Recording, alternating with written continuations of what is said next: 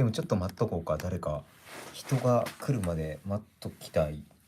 なんだろうこれは。あれピントが合わない。あったあった。うん。こ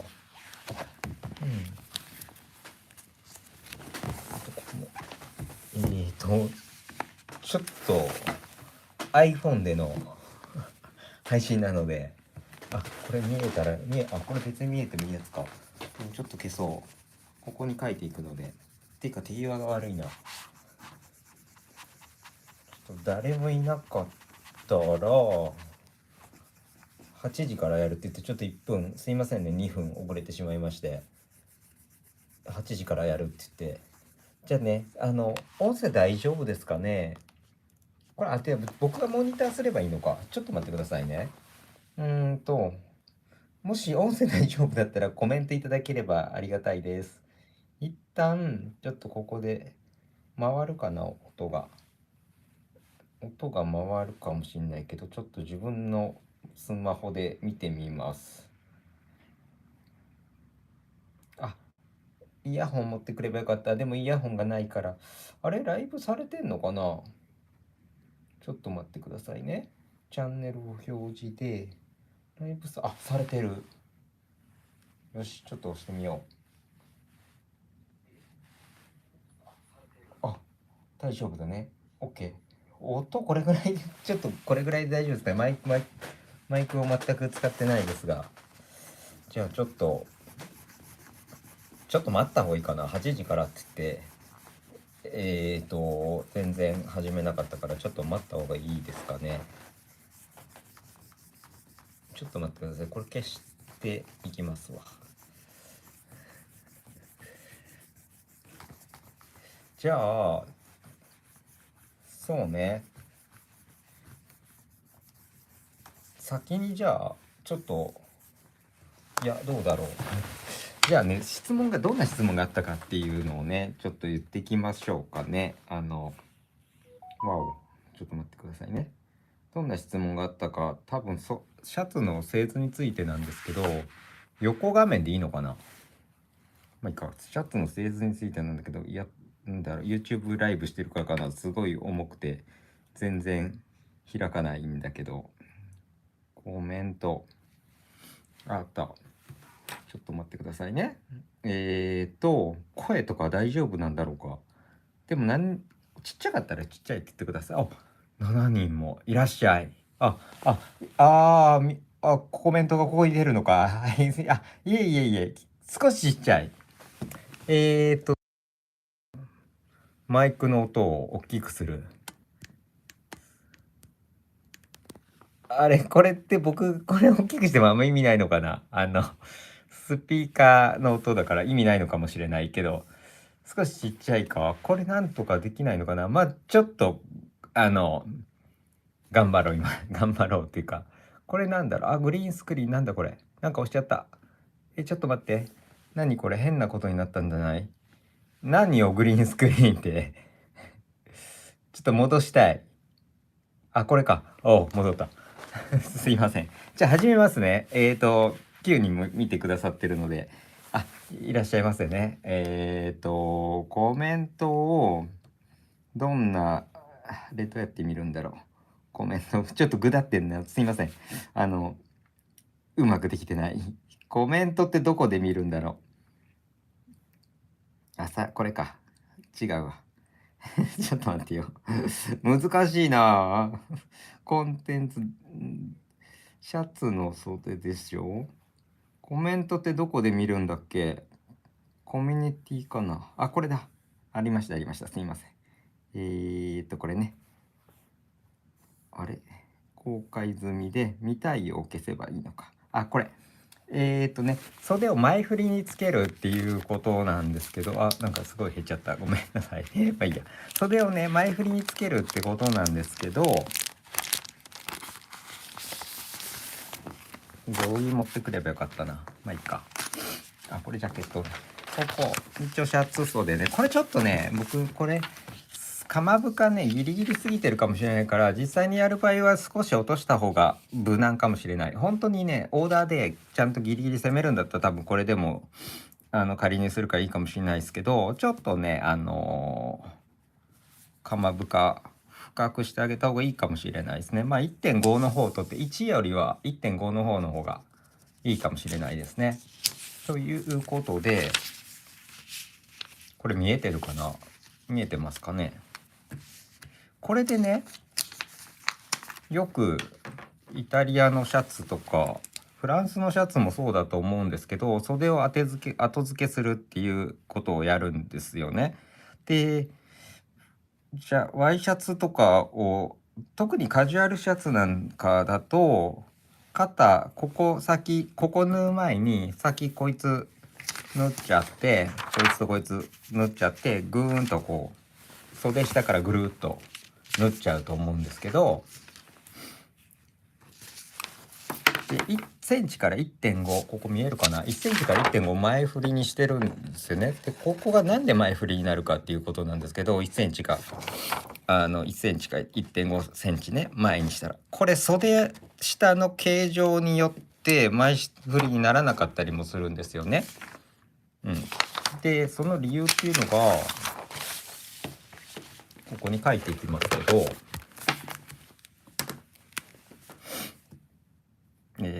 これが脇線だと思ってくださいね。でこの時にこういう袖、ちょっと待って、書けない、こういう袖がついてる、袖がついて、でちょっと大胆にたくさん前振りにしたいっていうか、たくさんっていうか、ここに袖下持ってくるとすると、90度だったら接線書くとこの角度になるんですよね。これが前でこっちが後ろでね。たらこの分だけこう袖がついてくれて前振りになるって感じです。ただこれだけの問題なんですけど、これだけだとこれはこれだけの問題だから、袖引くときに、僕これちょっと合わせてないけど、こことここ合わせたときに、袖の鎌もここ縫われたときにグッとなってないと、あんまりこの形状に合わせてしまったらあんま意味ないっていうか、こういう接線に対してこういう袖下、袖の付け線にならないと、これをちょっとこっちとこっちって角度開いてやるからグッとなって斜めになるってことです。だからあんまりたくさん、だからこのね、鎌の書き方を、鎌って袖底の書き方をすごく平べったくしちゃうと、クソすいません、口が汚い、悪いね、クソとか言っちゃった。うまくいけない。これがこういう後ろはあんま関係ないけど、前をこう返しちゃうと1センチやってもここからつくからあんまり振らないあんまりっていうからほとんど振らないです。だからちょっとね、こここういう感じでグッと、ちょっとあとボディで見てみたいけど、ここにこの角度分だけ振ってくれるから、この三角形分だけ振ってくれるから、あんまりグーンと書いちゃうと振らないですってな感じですかね。これでどうだろう意味わかりましたかね。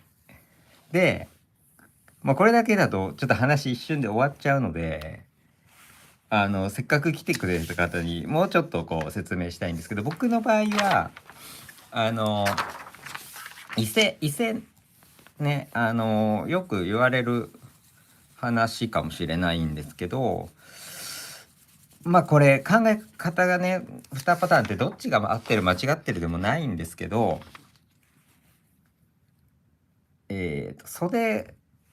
特に伊勢入れるものに関して言うと、ここの点の位置ってあんまり袖を振ったり振らなかったりってことに関係ないんですよね、この点の位置って。でどっちかというとこっちの方が多分重要だと思うんです。ちょっとこれをさ、例えばジャケットの袖とかで4センチとか 3.5 とか椅子入れた場合に、これが5ミリとか前振りにしたいからって言ってここにちょんって入れてね、5ミリ前にやってもあんま変わんないです。あんま変わんないっていうか、もちろんその形状がぐっとこう変な感じになるほどやるとダメだけど、もちろん素直にね落ちてくれるとこが一番いいけど、まあ柔らかい生地とかで伊勢があったらもうあんまりもうここ関係ないんで、どっちかというとこっちの栗の方が大事で、栗のね合わせも袖山が高いものに関してはこいつとこいつこう合わせて近い角度のものっていうか近い形状にしてやればいいんですけど、袖山低かったらもうほとんどここが変わんない関係なくなってくるんで、それも何て言うのかな、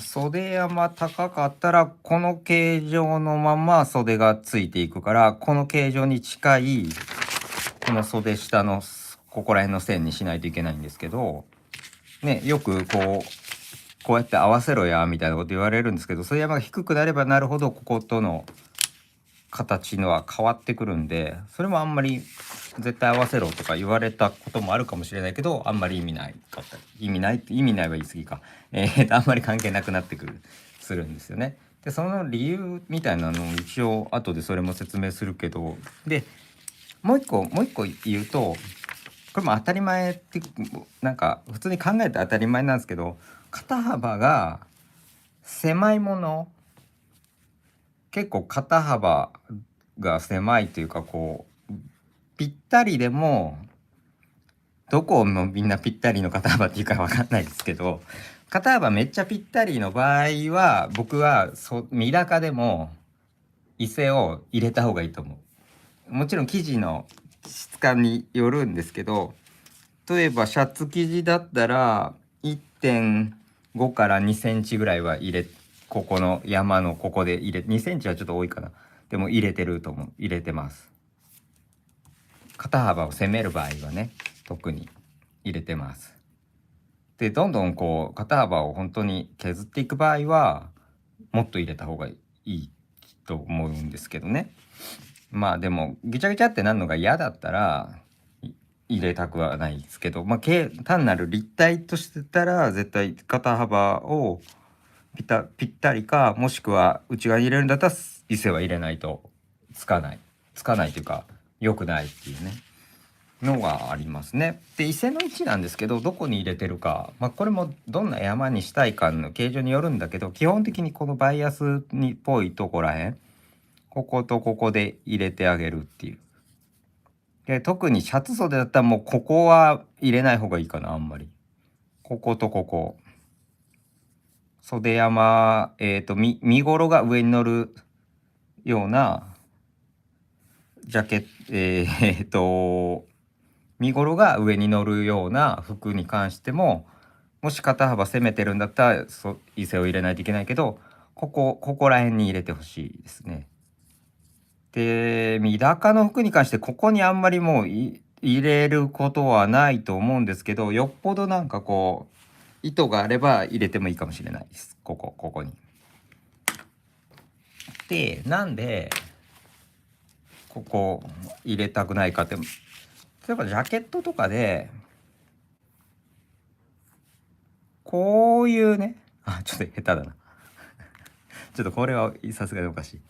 ジャケットとかでこうなってる袖にしたければね、こうテーラードとかで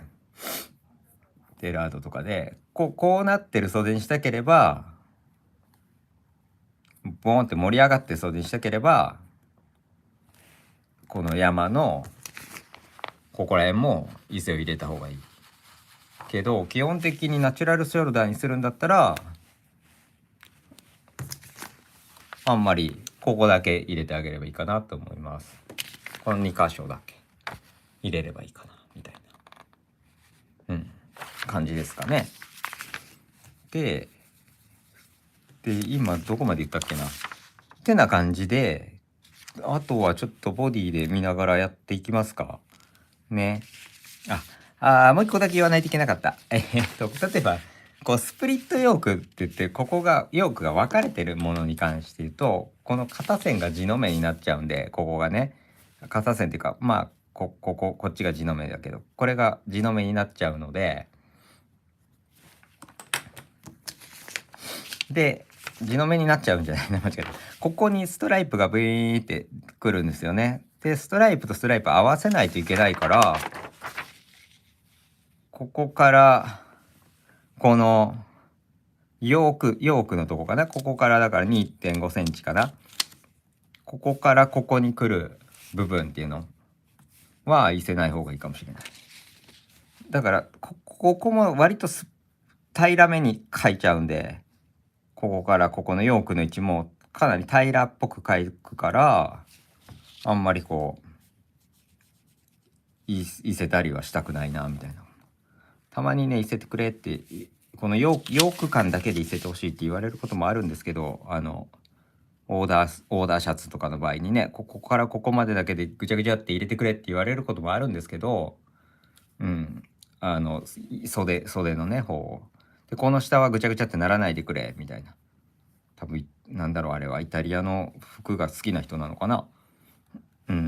でもスピリットヨークのストライプでそれやられるとストライプ合わなくなるけどなとか思いながらやったりもするんですけどね。そんな感じのことがあります。これアーカイブ残るのでね、今来た人とかいっぱいいるから、もう一回ぐらい説明してもいいけど、じゃあちょっとねボディで肩幅が普通に知ってる人はね、全然なんかそんなもの知ってるわって言ってくれればいいんですけど、あと何をやるかっていうと、こう袖山低かったらなんでここのクリ合わせなくていいのかっていうことと、肩幅攻めたらなんで一斉ちゃんと入れないといけないかっていうのをちょっと見ていきましょう。これでこのままいけるかな。ちょっと iPhone だけど大丈夫かな。これ iPhone でね、iPhone だからちょっとあれかもしれないけど、よいしょ。これ縦にできんのかな。できるぞ。ちょっと待ってくださいね。これうまくできてるかな。ここにねボディがあります。よいしょ。映ってますかね。大丈夫。画面の向きがロックされています。デバイスの向きを元に戻してください。で、ちょっと待って、横配信だとまずかったのかな。これ今こっちドア開いてた。ちょっと待って、モニターした方がいいな。ちょっと待ってよ。音を全開まで絞ってモニターした方がいいな。これなんかすごくこう皆さん見づらいことになってたんじゃないかな。今気づいたけど。ちょっとすいません、本当に。大丈夫かな。大丈夫ですかね。なんか変だったら言ってくださいね、コメントで。変じゃなければこのまま行きたい。ちょっと待ってみよう。ちょっとあんまりあれかな。 iPhone のライブってうまく、ほらやっぱり横になってる。縦でいいのか。これロックされてる。ちょっと待ってよ。ちょっと待ってくださいね。これロックされて、画面の向きがロックされています。これでいこう。これでいった方がいいのか。いけた。よいしょ。これの方がいいのか。どうですか皆さん。縦がいい、横がいい。これロックってどうやって解除すればいいんだろう。これか。僕が映ってしまった。これ違うな。ハイライト、チャンネル保存しました。配信の最後はちょっと待って、限定公開なんか押しちゃったな。ごめんなさい。そんなのいらない。横向きにするのどうしたらいいんだろう。違うな。画面の向きがロック。これちょっと縦配信でいいですか。どうなんだろう。これでも良ければこのままいきます。じゃあ行こうか、これで。よいしょ。ここ一応ボディありますけど、さっき言ってたこうかな。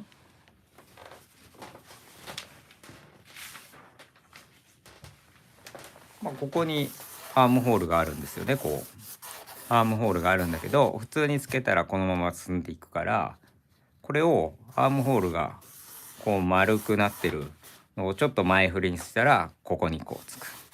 だから手が前振りになるっていうことを言ってたんですね、さっき。で伊勢の問題なんですけど、肩幅を攻めていくとここに手がついてるんで、こうね、こうギュッとこうやって、なんで袖で肩幅を稼いでやらないといけないんですよね。グッとグッと。そしたらやっぱりここに威勢がないと。でここは正直、ここも入れてあげてもいいんだけど、ここからここに袖に威勢入れてあげるやると、やっぱここって盛り上がっちゃうから、あんま入れずにこことこの位置でギュッと威勢をギュッと入れてあげれば、なんていうのか、こういう感じにちゃんと降りてくれるっていうのをイメージできるかな。なんかできると思うんですけど、できないかな。なんかそれになるみたいな。もう一個だけちょっと面白い話があるんで、それも後でやろうかな。で、袖山が高ければ、例えばこれってここが袖山だとしましょうね。袖山0じゃないですか。袖山0ね。袖山0だったらこうくっつくから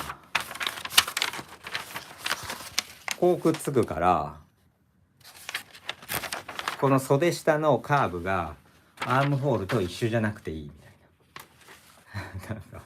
で袖山が高いっていうのはこうくっつくんですよね。ここにアームホールにこうくっつくから、ペタンと前から見たら袖山が高いってことは手がこう降りてるのに一緒でこうくっつくじゃないですか。なんて言ったらいいかな。だからここにこうくっついて、ここに穴が開いてる状態だから、袖下のアームホールとここの形状を似たものにしてくださいねってなってくるんですよね。でだから実際ジャケットとかでも若干浅い袖になってるはずなんですけど、5ミリぐらい上げてアームホール書くからね。浅い袖になってるのはピタってなっちゃうから、これでピタだったらもう同じ形でここにこうなって、このアームホールと同じ形になったら肩幅ちょっと出てるし、ペタってくっついちゃいすぎるんですよね。でこれがこれぐらい、どれぐらい開けるかなんですけど、手がねこれぐらい内袖と思ってもらったらいいや。これぐらい開けんのか、これぐらいに書くのかって、どんどんこうかかしみたいな袖になっていくわけですよ。そしたらどんどんアームホールとの形状との乖離が出てくるっていうか、違うようになってくる。で最悪もうこれだったら袖山0だから、0だったらもうこうやってつくから、ほぼ直線っていうか、ほぼ直線でもつくよねみたいな感じになるってことですね。これなんかだから一回多分専門学校とかで習う時に、ここの袖下のアームホールの形状と袖のねここの形状とか合わせてくださいねみたいなことを言われると思うんですけど、それをなんかすごくちゃんと守りすぎてて、山が低かったらね、その形状守ってたら変ないびつな形になるから、これはおかしいんじゃないかなと思うんですけど、それをすごくちゃんと守ってて真面目な人だと、なんかこう本当にいけんのかなみたいななっていくと思うんでね。でもう一つだけねあるんですけど、これも言った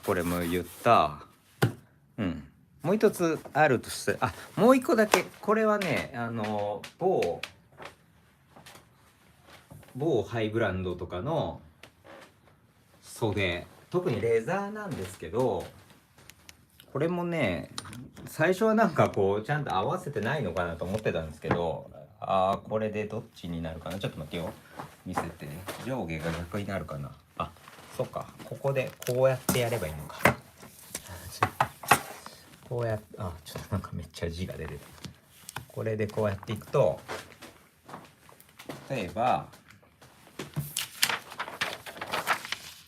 こことここをさ、こう縫った時にこうつるってなるようにって言って教えてもらったと思うんですよね。こういう袖が出来上がりだったらこういう感じで、ここは直線で書いていいのか。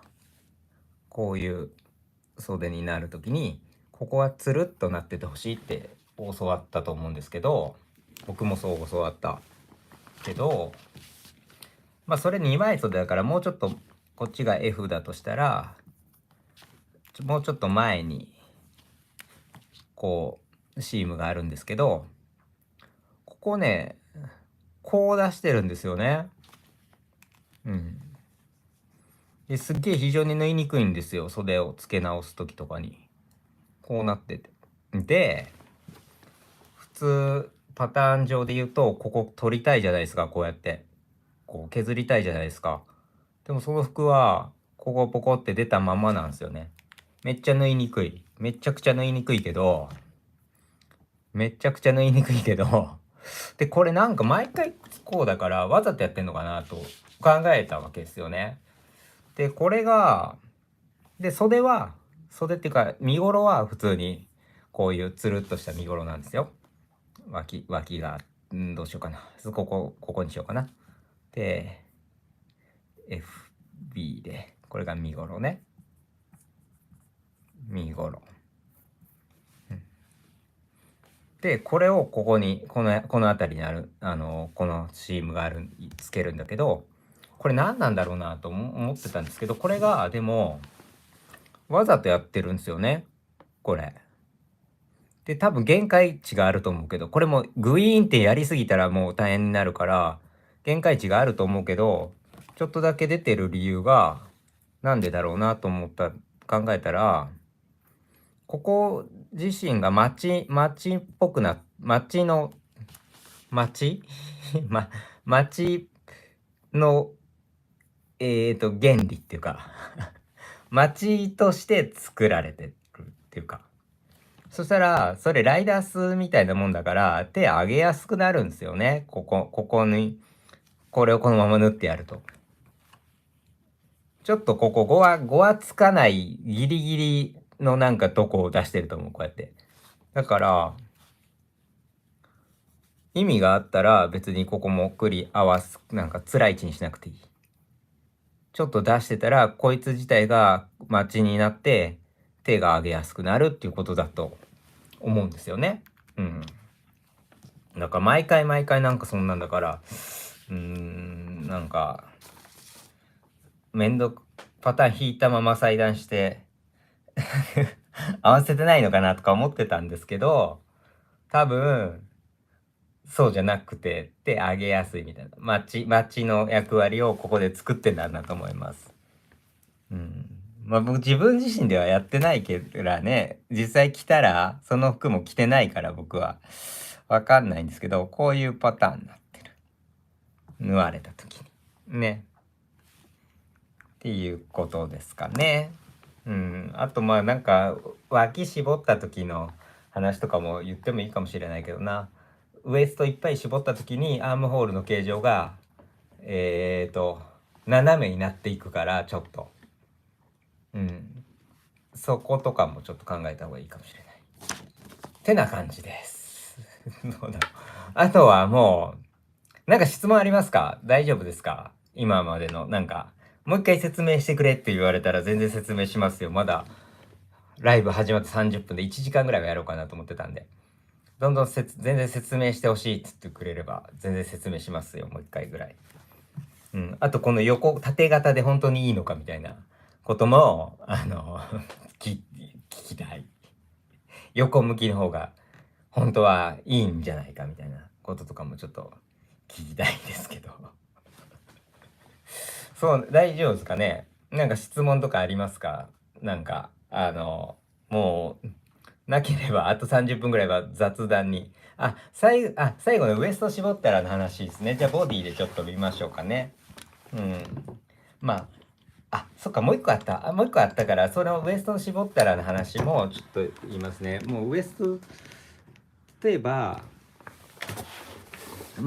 ここまっすぐ落ちて、ここからウエスト絞ったら、こういって、こう、なんていうのかな。こんなピタピタじゃないからね。ここも、このボディもそうなんだけど、ここちょっと斜めにスライスされてるじゃないですか。ここがね。うん。斜めにスライスされてるから、でも、ちょっとゆとりがある服になったら、服自体がここのアームホールがまっすぐ落ちるんですよね。まっすぐ落ちるじゃないですか。ね。ゆとりが絶対にあるから。でウエストピタピタに絞ったら、どうしてもやっぱりね、ここの形状がね、こっち側に斜めになっていくんですよね。斜めになっていくと、普段通りの袖山をつけちゃうと、なんていうのかな、手がねこっち側に行きやすくなる。なんかわかるかな。さっき言った袖山が高いと、ここがこうカットされてるっていうことと同じだから、こういう感じにつくから、この形状がこっち側につって無理やりこうピタッとつけるとこうなってしまいやすくなるんで、少しだけめっちゃ少しですよこれ。加減してあげた方がいいかもしれない。だから大きいものを作る時とちっちゃいものを作る時で、ちっちゃいものっていうかウエストをギュッと絞った場合で、ちょっとここのアームホールの形状だから、袖つけずにね一回見てみたら分かると思います。うん。袖つけずに身ごろだけ作って、このアームホールがまっすぐ落ちたら別に絞ってても大丈夫ですよ。まっすぐだったら。もしくはちょっとぐらい内側だったら。でもいつもの形状に比べ、写真撮ってみたら多分いいと思います。どんどんいっぱい作っていく時にウエスト、ここはどうしてもちょっとねこっち側に入りやすくなるんですよね。このアームホールのまっすぐじゃなくてちょっとこっち側に入ろうとするんで、普段よりいつも入ってたら変わってくるっていう。で、そうだ、僕のこれちょっと失敗してるんで、これも見せてあげると、それはまた別の話になるんですけど、今の説明でわかりましたかね。袖の説明、今の説明でいけそうですかね。ウエストの絞ったらの話はそうなんですよ。だからその袖山低くするって言っても、そんないっぱいこれ言っちゃうとね、すごいいっぱい低くしちゃいそうだから、だからね、あんまり注目されないんですけど、ここのねアームホールの形状がこうまっすぐ落ちてんのか内側に入ってんのかっていうのはちょっと気にした方がいいかもしれないです。で、それだけの問題なので。これちょっと僕は山が高すぎた、今ねこれこう型をピタってやると割と本当に普通についてるんですけど、こうやってねついてるんだけどね、実際はこれ大きいんですよね、めっちゃ。これぐらいだから、ドロップするっていうか、ここ自体のパターンはまっすぐなんですけど、やっぱりこう大きなやつ作る時やっぱドロップショルダーになるから、当たり前なんですけどね、袖山低くしないと、これ T シャツでも何でもそうなんですけど、袖山高すぎるとやっぱここポコって出ちゃったり、ここの形状が気持ち悪くなるんで、それも気をつけてあげた方がいいかな。高かったらねミス出にくいと思ってた時期も僕もありましたよ。うん。これがね、例えば袖山が低かったら肩幅がオーバーサイズでももうちょっと多分綺麗にいくと思う。これなんか今なんか綺麗にいっちゃってるけどなぜかなぜか綺麗にこれパッと入れてないやつだからね、なんか綺麗にいってしまってるけど、実際来たら多分本当は袖山低くしないとなんか綺麗なんていうか、ここはボコボコってなっちゃうっていうね。ここもこれ僕のミスった服っていうか、今からこれはなんかサンプルっていうかね、ちょっと着てみてどうかなと思って作ったやつなんで、ね、ガウンをね作ったんで柔らかくしたかった。あ、いえいえいえ、ありがとうございます。こちらこそ聞いていただいて。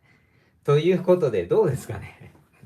なんか他聞きたいことあります？なんかまあ今日は袖山のこととアームホールの形状となんだろうな、うん、だからドロップショルダーみたいなやつは本当にね、ここつまむっていうとね、こう片線つまむっていうドロップショルダーもあるけど、最近まっすぐなやつが多いし、まっすぐなやつで、まあ、ここつまむ方だったらね袖山も着るけど、まっすぐなやつだとそのまま製図しちゃうとね、こう高すぎるんだけどやっぱ落ちてくるから、まっすぐな製図引いてもやっぱこっちちょっと控えてあげてほしいなみたいな感じです。うん。今のね、なんか大丈夫ですかね。何でも答えますよ。何でも答えるっていうか、答えれないことはあれだけど、知らないこととかもいっぱいあるんで。うん。あとなんかあるかな。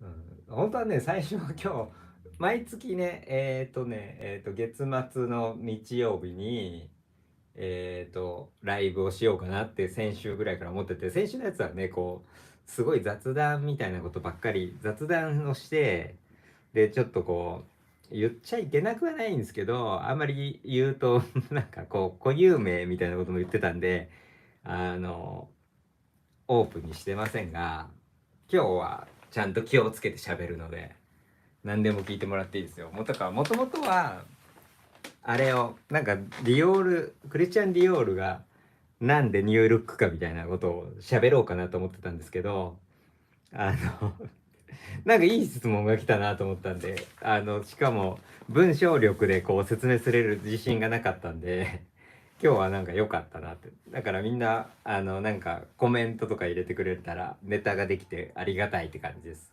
ね、自分で考えるネタも限界がね、すぐに限界が来るので、ね、ありがとうございました。ね。いやー、どうだろうか。よいしょ。こんな感じで、なんか、あ、手縫いのチュートリアル、ありがとうございます。なんか、励みになりますよ、そういうコメント。ね、別になんか僕、顔出ししないとかいうポリシーでやってるわけでもないんですけど、どうなんだろう。ライブの時ぐらい映ってもいいのかなとか思いながらやってますがね。いやいや、なんかこう、みんな何が欲してるんだろう。でもね、やっぱプレタの、なんていうか、工場さんのサンプル縫製なり、量産やってるメンズを作りたいですが、文化の教科書以外でおすすめの本あります。ちょうど今図書館にいてるので、ありますよ。文化の本以外でだったら、待ってよ、あれどこ行ったやろ。あった。縫製が製図だったらこれかな。もう買ってるまさか。うん、これはただ縫い代付きと縫い代込みがねややこしいんで、縫製、そうね、あとは貝島さん、まあこれとりあえずこの2つ持ってくるけど、これとこれあるんですけど、これとこれあるんですけど、すぐに手に入るものっていうので、だったらこれとこれあるけど、絶対って言うとこっち派もいるから怒らすかもしれないけど、僕個人的にはこっちの方がめっちゃいいと思います。すごい理にかなってるっていうか、考え方が。ただ縫い代付きなんで、あのちょっと初めての人はややこしいかもしれない。こう縫い代ついてる時とついてないとこってあるから。で、磯島さんもね、なんかこれに書いてあったかもしれない、これじゃない本に書いてあったかもしれない、多分これに書いてあったと思うんですけど、縫い代付きじゃなくて上がりでよかったですね。上がりでの製図を書いたこともあるらしいんですけど、えらい評判が悪かったので縫い代付きに戻しましたとか言ってたんですけど、どうなんだろうな。上がりで書かれてるんだったら、これどっちがいいだろうな。まあ、これカジュアルとかも載ってる本だから、これ上がりで全部書かれてるんで、カジュアルも載ってる本だから、あれを文化のやつと磯島さんのやつ買って、さらになんかいろいろ知りたいなと思ったらこれもいいかもしれないですね。うん。ちょっとね、微妙にダサいからとか言って怒られるな、そんなこと言うと。うん、微妙にダサいから、ただ考え方とかは結構、読んでると、割と、ああ、こんなやり方あるんだ、みたいなのもあります。うん。そうね。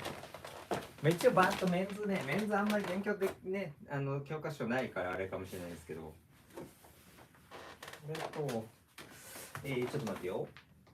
これもメンズがあったと思うんだよな。青。メイク、あ、これだ。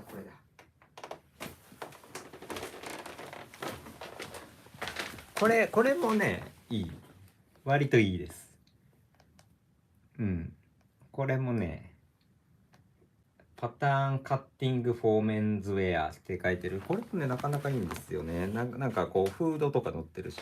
考え方もちゃんと最初の方に載ってるんで、そこもいいかも。変な展開の仕方とかさえしてるし、いいかも。これもね、上がりで書いてくれてたはず。うん。上がりで書いてくれてたはずだから、パンツとかね、いいかもしれないです。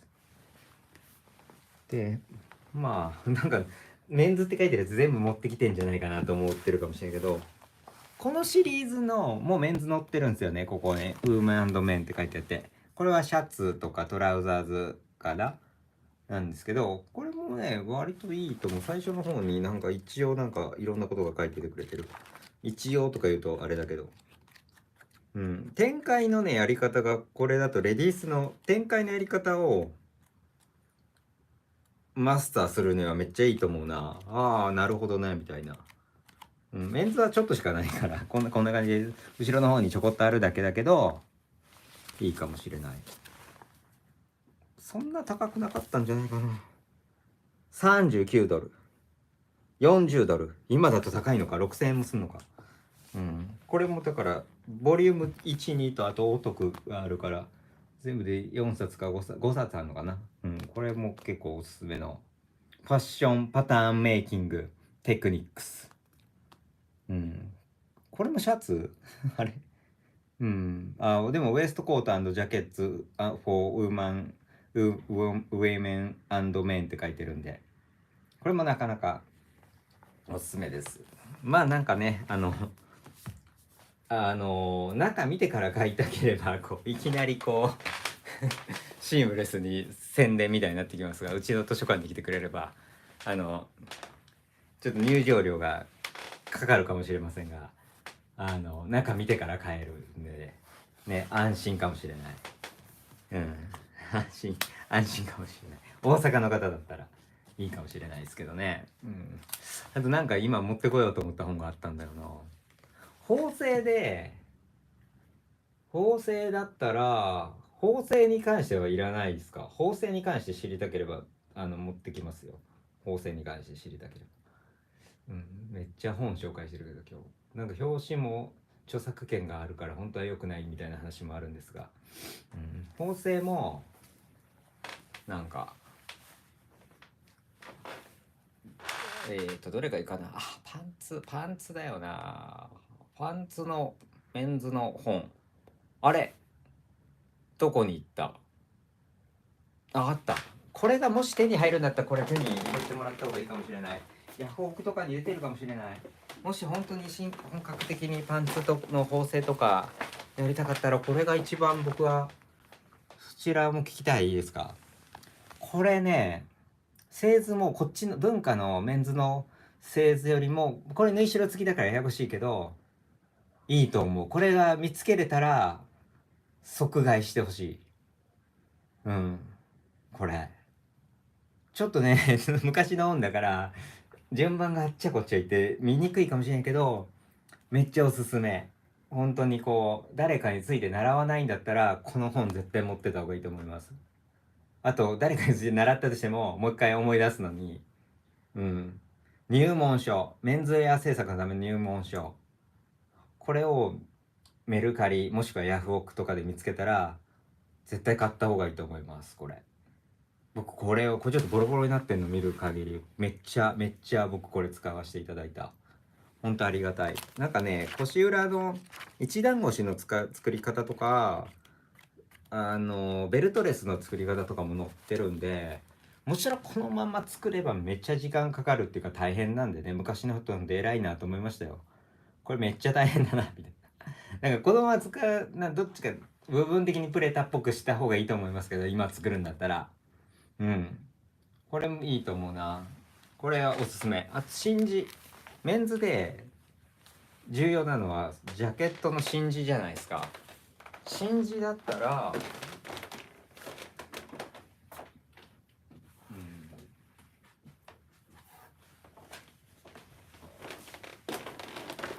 真珠のことについてめっちゃ詳しく知りたいっていうか、めっちゃ詳しくでもないけどな、それなりにちゃんとこう説明してくださってるのはこの柿田さんのこっちのこの本ラトドゥタイユールって書いてますね。タイユールでいいのかなね。ザ・アート・オブ・テーラリング、この柿田さんのこの本で S モードの本なのかな。これは真珠についてはもうこれ本当にピカイチだと思うな。真珠の構造、あと袖の一線の分量とかも書いてくれてるんですごくいいと思います。これメンズでこれは絶対。でもそうね、もう一冊あったわっていうか全部持ってくるんじゃないかこいつみたいな思ってるかもしれないですけど、これおすすめで、あと結構簡単な作りって言ったらいいかもしれないけど、あとこれも結構簡単に作ってくれてるんでこれもいいかもしれない。ちょっと英語だからねめんどくさいかもしれないけど、これ昔のエディションはすっごい見にくかった。あげちゃったけど人になんていうの、白黒で何書いてるかよくわかんない部分がいっぱいあったんですけど、新しいエディションはすっごい見やすくなってて、手縫いのパッチポケットの付け方とかも書いてあるから、そこがすごく僕は良かったこれ。パッチポケットの付け方ね、手縫いでこんな風に付けるんだっていうやり方、あと襟のはざしのやり方が、これのやり方が一番僕は個人的には一番いいと思ってます。他のやつもいいのあるかもしれないけどこのやり方が一番好き。はざしのやり方ね、襟のこの上襟のね、上襟のラペルの方じゃなくて上襟のはざしのやり方はこれが好きって感じですかね。クラシックテーラリングテクニックスフォーメンズウェアっていうね、これ Amazon でも買えると思います多分ね。 Amazon でも買えると思うのでこれもで、レディースもメンズも立体でちゃんとこうなんか立体としてちゃんと捉えたかったら、これなんか今なんかこれも持ってたら方がいいかもしれない。製図にすごい興味ある人はこれ一冊読んどくとすごいなんですごいいいしか言ってないけど、なんていうのかな、他のこれを一冊理解しとくと他で説明されてる製図もスッて入ってくるし、なんならオリジナルの製図みたいなのも自分なりの製図みたいなのも考えて作れるんじゃないか。止まってました今。止まってんのかなちょっと待って難しい。なんで動いてる。大丈夫でした？今止まってました？もしかして止まってましたかね？止まってたんじゃないかな。聞こえてたのかな。固まってました？どこまで説明してました僕？なんかずっと一人で止まってんの分からず喋ってたかもしれない。やっぱ止まってました？どこからだろう。めっちゃ喋ってた一人ですいません。なんかいや画面はなんかね、モニターしてる方の画面はついてたんで大丈夫かなと思ったんですけど、どこら辺から止まってましたかね。なんかこの画面は動いてんだよな。こっちが止まってくれれば分かったんだけど、何で見ればいいんだろう。すいません。本の紹介は全部できた？いや、何分ぐらい止まってたんだろう。あ、解剖学までは言ってました。あ、じゃあ解剖学のとこの話はもう一回最初から何喋ったか覚えてないけど、これはこの本は人間の皮みたいなのを剥いだやつと写真があるから、そこだけ気をつけてほしいです。そういうのが苦手な人は買わないというか、ちょっと心してみた方がいいかもしれないですけど、これがわかる、これをちゃんと読むと、なんていうのかな、これをちゃんと読むと、め他の人の説明してるやつとかがスッと入ってくると思います。うん。で、本当に理解すると多分こうオリジナルの製図なんかも作れると思うので、自分なりにね、うん、作れると思うので、ここのだから寸法は測ってなかったとして、オーダーだとかだったら、この寸法測ってなかったっていう部分を自分なりに測り方とか考えて測ったりなんかしたりできると思うので、これも持ってた方がいい本の一冊だと思うので、ぜひぜひね、今だと全然手に入れられる。今ね、Amazon だと発注してから刷ってくれるっていうサービスが今かな、昔はそれでやってましたけどね、これは一時期品薄になってたんで、今それで対応してるんじゃないかなと思います。安い方で買ってもらえば内容一緒だと思うんで、写真集とかはね、プリントの質っていうのは関係すると思うけど、これは別に写真集じゃないんで、あの Amazon オンデマンドっていうのかな、注文があってから吸って届くっていうのがあるらしいんで、それを利用して買っていただければいいかなと思います。ということで、うんということで、そうね、そんな感じでどうでしたかね、今日の1時間やろうかなと思ってたけど、なんか先週はね、本当にね、アホみたいな話ばっかりしてたんで、今週真面目にめっちゃ話してます。うん。顔出した方がこうなんかいっぱい見てくれるのかな。僕やっぱいっぱい見られたい。たくさんの人が見てほしい。どこら辺が映ってんだろう。こうかな。あ、近いんだ。あれ、結構離れないと映らないんだな。あだ、ぶつかったね。難しいね。インターネット難しい。なんかあたふたしてる自分が見えて、ちょっと本直していきましょ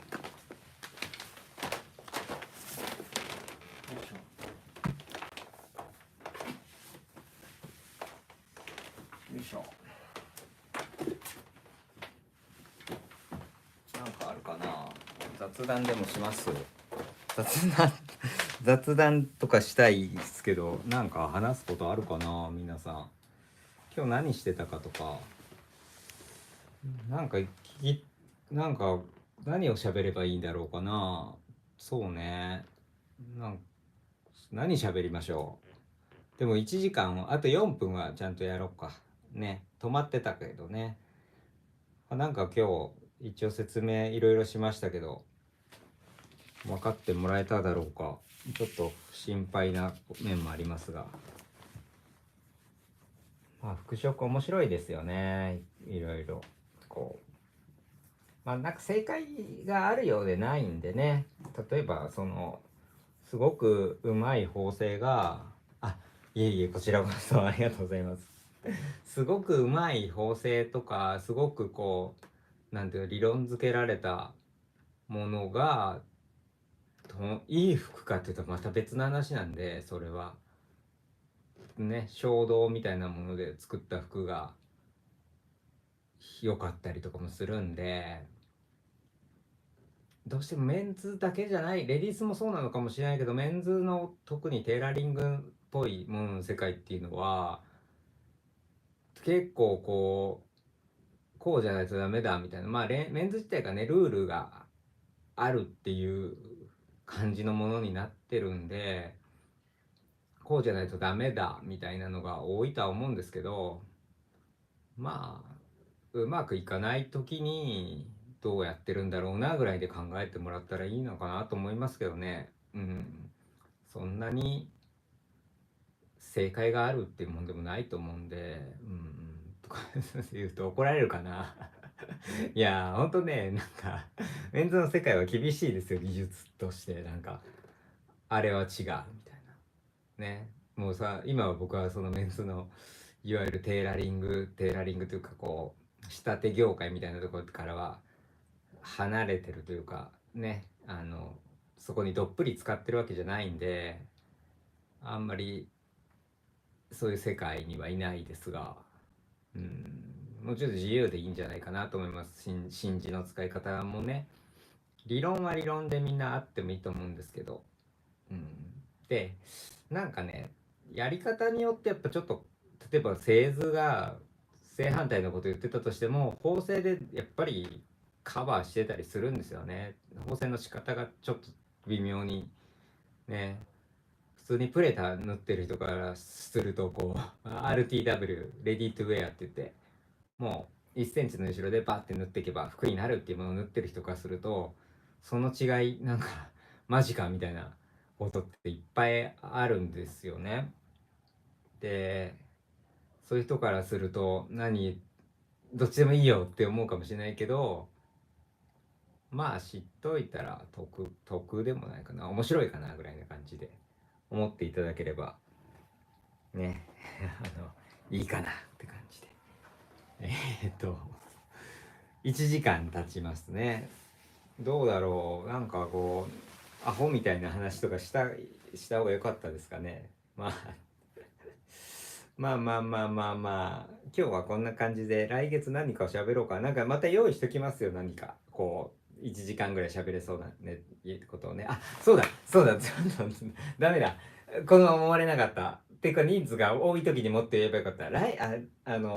うちで宣伝みたいなこと忘れてたわ。宣伝しないといけないんですね。宣伝しないと、使命感に駆られて宣伝しますけど、一応ここ図書館なんですよね。ぐるりとこう見てもらうと、こういう感じで、ちょっと図書館なんですけど、ここね、ちょっと辺ちょっと汚いからあんま見せたくないけど、こういう感じで図書館なんですけどね。であっちはちょっとアトリエっていうか、なんだろうな、ショールームなんでギャラリーみたいな感じになってるんですけどね。でその向こうで僕ちょっと仕事してる、向こうのもう一個向こうで仕事してるんですけど、今週かも、今週の木曜日からここの図書館のスペースと向こうのギャラリーのスペースを使ってポップアップショップが行われます。ポップアップショップが行われるので、ぜひ皆さん大阪の方は、もしくはその期間に木曜日からかな、来週の木曜日から日曜日まで、木金土日4日間行われるので、ぜひ来てもらえれば、その日は図書館無料で使えるので、本を見に来てもいいですよ。今日紹介した本が本当にあいつは役に立つって言ったけど、本当に役に立つ本なのかなみたいな感じでパラパラとめくりに来てもらってもいいですし、いやみたいなね。まあ今日紹介した本もね、全部ね数千円はすると思うんで、見てから買いたいという人はぜひね図書館に来てください。なんならポップアップショップにも来てくださいね。僕の作った服のポップアップでも何でもないんですけど、僕の知り合いの友人のポップアップをするので、よかったら来てくださいね。で服飾の話をしてくださいって感じでどうだろうか。はい、そんな感じでありがとうございました。今日は1時間もお付き合いいただき、また何か質問あったらコメントで書いてくれれば答えれることは答えますんで。では皆さん、こっちに行こう。さようなら、ありがとうございました。これは一応アーカイブで残るので、また見返したいとか、なんていう本だったかなって見たい人は見てくださいね。ではでは、さようなら。ありがとうございます。これでライブを終わる時にはどうすればいいんだろう。あれ、ありがとう。これはどれを押せばいいんか。これかな。違うな。ライブ終わるにはどうすればいいの。この×かな。はい、いえいえ。えい。